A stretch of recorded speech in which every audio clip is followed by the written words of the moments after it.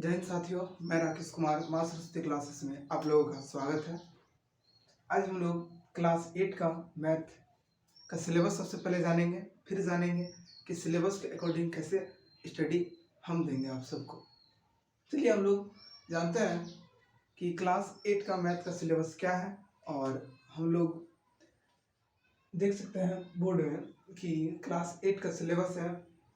आप लोगों को दिख रहा होगा कि क्लास 8 मैथ सिलेबस देख सकते हैं। सबसे पहला ग्रुप आता है मेरा क्लास 8 में कि अंक गणित। क्या आता है? अंक गणित, जिसको हम लोग इंग्लिश से बोल सकते हैं अर्थमेटिक, ठीक ना। तो अंक गणित में सबसे पहला यूनिट होता है परिमेय संख्या, जिसको हम लोग कहते हैं रैशनल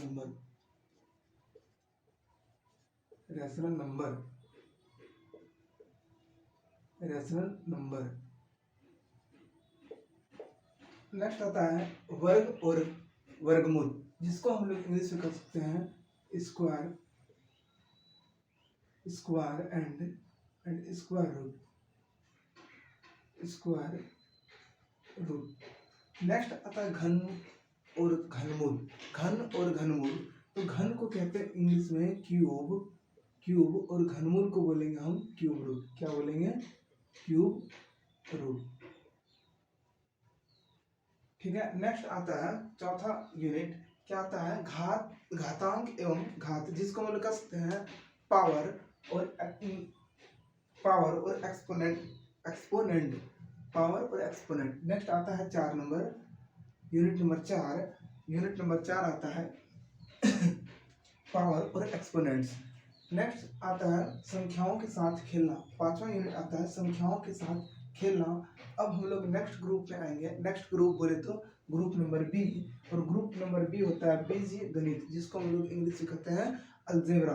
तो इसमें से हम लोग पहला पढ़ेंगे कि बीज व्यंजक और सर्व समीकरण। दूसरा पढ़ेंगे गुणनखंडन। तीसरा हम लोग पढ़ेंगे एक चर वाले रैखिक समीकरण। इसमें हम लोग को 3 यूनिट मात्र पढ़ना है। अब देखते हैं ग्रुप सी में क्या है। ग्रुप सी कहता है राशियों के साथ खेलना। इसका पहला यूनिट ही रहेगा राशियों के साथ खेलना, तथा दूसरा यूनिट रहेगा सीधा एवं प्रतिलोम अनुपात।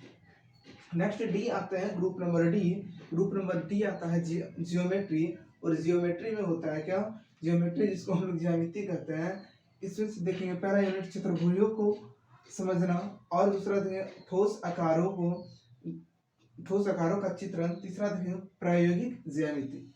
नेक्स्ट ग्रुप नंबर ए आएंगे। ग्रुप नंबर ए में आप लोग देख सकते हैं कि क्षेत्रमिति है, और क्षेत्रमिति में हम लोग पढ़ेंगे 2D 3D, बस 2 ही चैप्टर। नेक्स्ट आता है कि संख्याकी में ही 2 ही है, आंकड़ों का प्रबंधन, और नेक्स्ट है कि आलेखों का परिचय।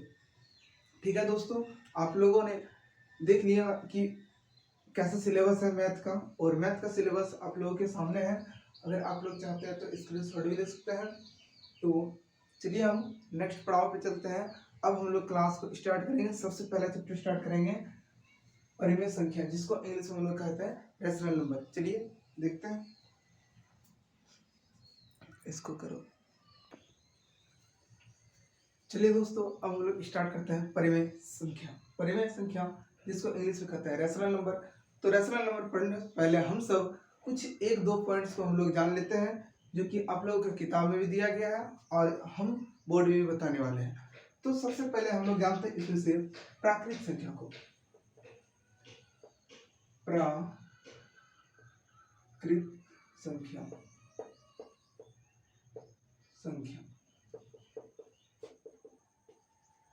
Natural number. Sir natural number क्या होता है? नेचुरल नंबर किसे कहते हैं? नेचुरल नंबर टोटल गिनती की संख्या को हम लोग नेचुरल नंबर कहते हैं। टोटल गिनती बोले तो हम लोग गिनती स्टार्ट क्या 0 से करते हैं? 0 1 2 3 4 ऐसा करते हैं क्या? नहीं, हम लोग स्टार्ट करते हैं 1 से। कहाँ से करते हैं हम लोग गिनती को स्टार्ट? हम लोग गिनती को स्टार्ट करते हैं 1 से। इसीलिए हम लोग बोलेंगे गणना की संख्या। क्या? गणना की संख्या को प्राकृत संख्या कहते हैं। प्राकृत संख्या कहते हैं। जैसे एग्जाम्पल के लिए देख लेते हैं,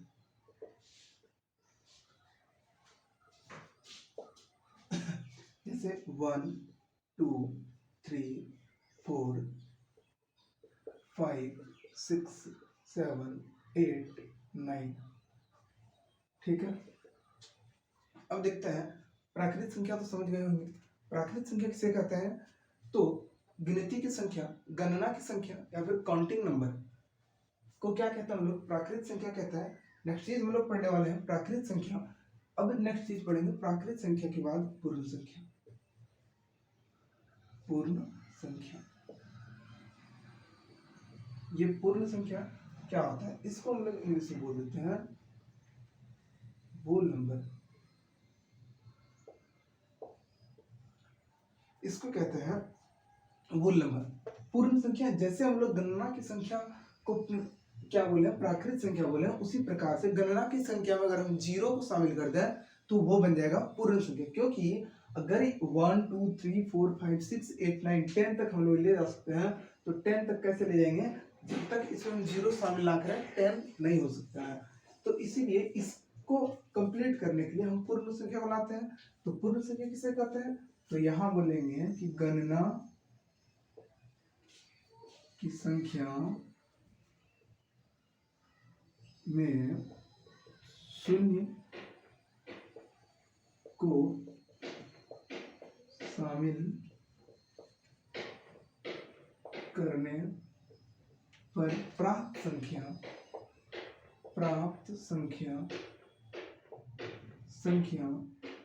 पूर्ण संख्या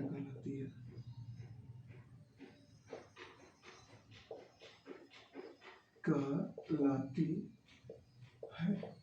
जैसे कि एग्जांपल में जैसे हम लिख देते हैं, जैसे 0 1 2 3 4 5 dot dot dot dot dot.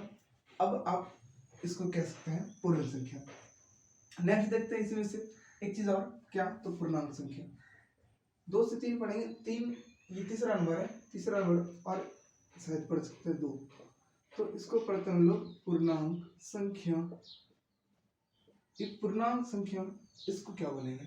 पूर्णांक संख्या इसको कहते हैं इंटीजर नंबर। इंटीजर नंबर,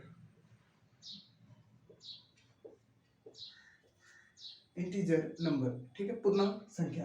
अब देखिए पूर्णांक संख्या क्या होता है। हम प्राकृत पढ़े, पूर्ण पढ़े, अब पढ़ते हैं पूर्णांक संख्या। पूर्णांक संख्या किसे कहते हैं? चलिए हम लोग जानते हैं पूर्णांक संख्या किसे कहते हैं। सभी पूर्ण संख्या और प्राकृत संख्याओं के समूह को हम लोग पूर्णांक संख्या बोलेंगे। जी हाँ, लेकिन इसमें से धनात्मक तो है, ऋणात्मक को भी लेके चलेंगे। ठीक है, चलिए देखते हैं। तो आइए देखते हैं। सभी, हम लिखते हैं इसको सभी पूर्ण संख्या,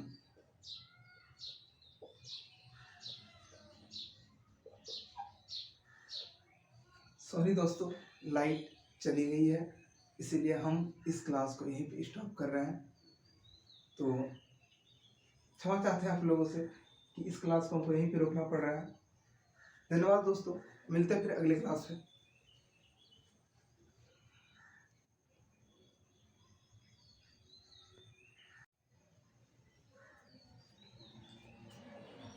चलिए दोस्तों देखते हैं फिर से पूर्णांक संख्या को। लाइट चली गई थी कुछ देर के लिए, इसीलिए क्लास ऑफ हो गई थी। चलिए देखते हैं इंटीजर नंबर। इंटीजर नंबर यहाँ पे लोग पढ़ेंगे सभी पूर्ण संख्याओं, सभी पूर्ण संख्याओं तथा प्राकृत संख्या, प्राकृत संख्याओं, नहीं प्राकृत संख्या नहीं लिखेंगे, ऋणात्मक डायरेक्ट लिखते हैं सब। पूर्ण संख्याओं तथा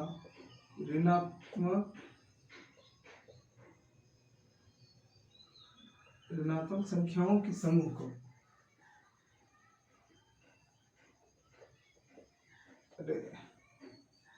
ऋणात्मक संख्याओं के समूह को, ऋणात्मक संख्याओं के समूह को क्या बोलेंगे? Integer number. बोले तो पूर्णांक संख्या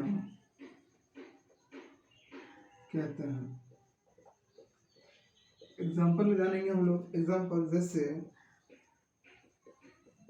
-3, -2, -1, 0, 1, 2, 3 डॉट डॉट डॉट। ठीक है साथियों, आप लोगों ने समझ लिया पूर्णांक संख्या किसे कहते हैं। और एक चीज देख सकते हैं हम लोग, पूर्णांक संख्या। अब हम सब जिस चैप्टर को देख रहे हैं उस चैप्टर के है वो परिमेय संख्या, तो उसके बारे में जान लेते हैं। चौथा चीज हम लोग लिखते हैं परिमेय संख्या। परिमेय संख्या, परिमेय संख्या किसे कहते हैं? परिमेय संख्या किसे कहते हैं? देखिएगा, परिमेय संख्या किसे कहते हैं? परिमेय संख्या जिसे हम P बाय Q के रूप में व्यक्त कर सकते हैं या फिर लिख सकते हैं। जिसे P बाय Q के रूप में लिख सकते हैं क्या कहलाएगा? वो परिमेय संख्या कहलाएगा। संख्या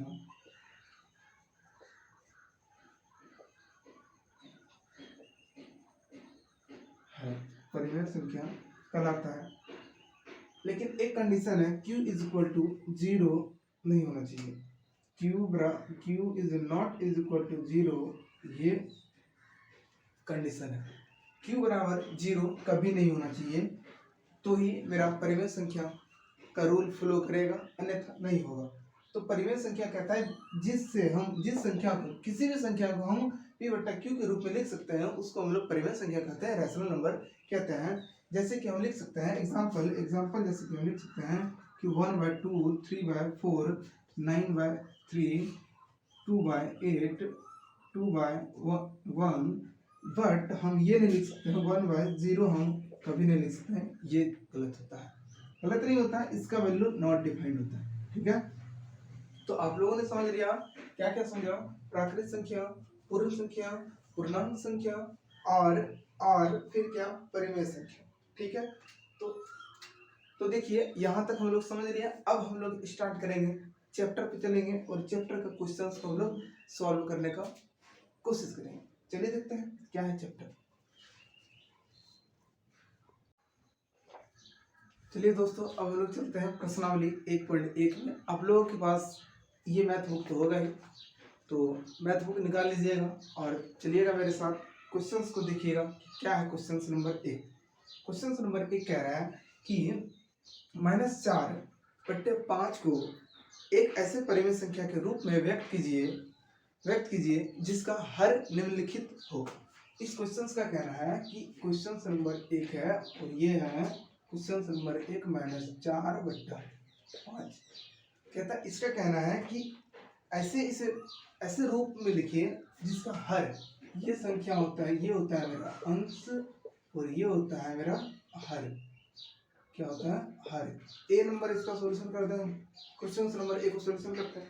ए नंबर कह रहा है 30, इतना होना चाहिए 30, तो सॉल्यूशन करते हैं। इसमें आता है तो -4 अकॉर्डिंग टू क्वेश्चन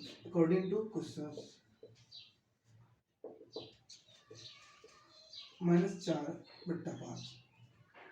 हम देखेंगे कि किस संख्या से मल्टीप्लाई करें कि ये 530 बन जाए। तो देख सकते हैं आप कि 6 से मल्टीप्लाई करेंगे तो ये बन जाएगा 6, मतलब 6 पंजे 30 बन जाएगा। ये इसको मल्टीप्लाई करेंगे 6 चुके 24, क्योंकि हम जितना नीचे मल्टीप्लाई करेंगे उतना ऊपर भी मल्टीप्लाई करेंगे, क्योंकि अगर हमको ये चीज़ करना होगा तो 6 और 6 6, ये कट जाएगा तो बचेगा लास्ट में यही। तो हमको हर चाहिए था, तो हर मेरा निकल गया है, निकल के आ गया है। आप लोग देख सकते हैं कि हम इसे कैसे मल्टीप्लाई कर सकते हैं। 6 और 6 को मल्टीप्लाई किए और ये मेरा निकल के आएगा कितना? -24/30। तो ये मेरा पहला आंसर। दूसरा बी नंबर देखते हैं। बी नंबर क्या है? बी नंबर कह रहा है कि 45 -4/5 अकॉर्डिंग टू क्वेश्चन चल रहे हैं। Wait, 45 -45 according to questions -4/5 into, अब इस संख्या को हम मल्टीप्लाई करेंगे और फिर से देखेंगे।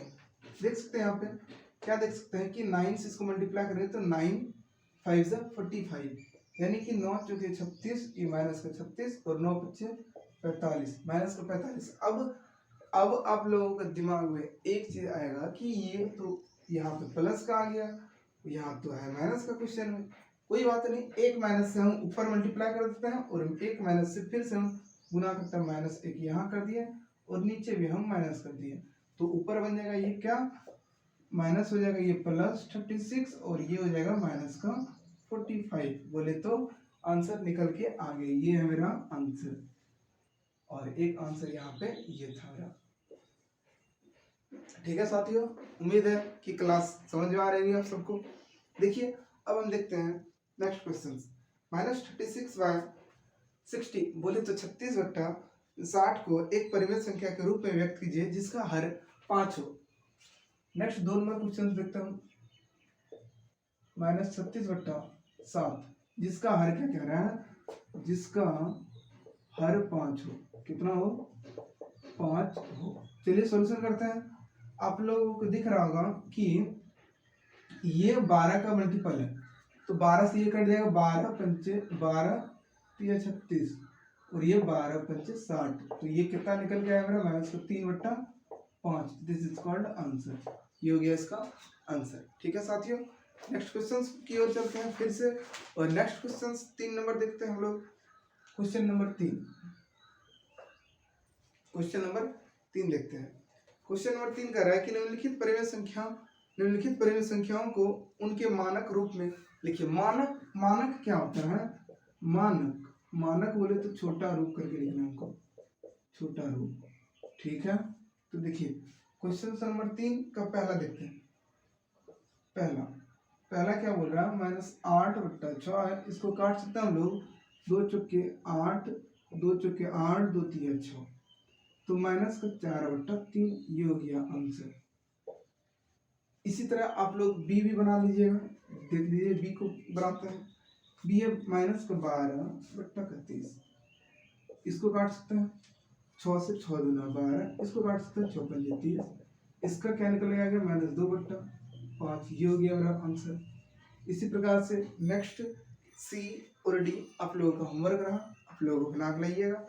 आज हम क्वेश्चन नंबर 3 तक बताएं, कल नेक्स्ट डे हम बताएंगे 4 से 15 नंबर तक। कल लगभग खत्म कर देंगे हम क्लास को। ठीक है, इस चैप्टर में 2 दिन लगने वाले हैं, तो कोई बात नहीं, हम लोग धीरे धीरे पढ़ते हैं और बेसिक जानकारी लेते हुए पढ़ते हैं। धन्यवाद साथियों, फिर मिलते हैं हम लोग नेक्स्ट क्लास में। तब तक के लिए बाय बाय, जय हिंद।